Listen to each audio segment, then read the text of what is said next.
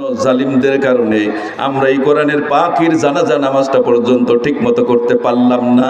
রব্বুল আলামিন এই জাতিকে এটা বোঝার তৌফিক দাও।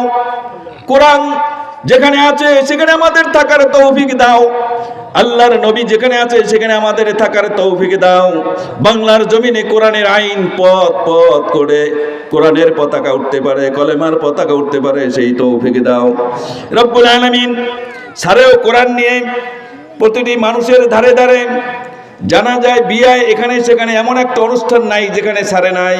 দয়া করে মেহেরবানি করে আল্লাহ এই লোকটাকে তুমি কোরআনের জন্য কবুল করে নাও রব্বুল আলামিন। দয়া করে মেহেরবানি করে আমরা কোরআনের পক্ষে কোরআন দিয়ে একজন সংসদ সদস্য তৈরি করতে পারি, সেই তৌফিক আমাদেরকে দান করো রব্বুল আলামিন। तमाम বাংলাদেশটা কোরআন দিয়ে পরিচালিত হতে পারে, সেই তৌফিক দান করো রব্বুল আলামিন। আমরা কিছুই পারবো না। আপনি বলেছেন ওয়ামা তাশাউনা ইল্লা আইয়াশা আল্লাহু রাব্বুল আলামিন, তোমরা চাইলেই কিছু হয় না যতক্ষণ পর্যন্ত আমি রব্বুল আলামিন না চাই। আল্লাহ আমরাও চাই, আমাদের সাথে সাথে আপনিও কবুল করে নিন রব্বুল আলামিন।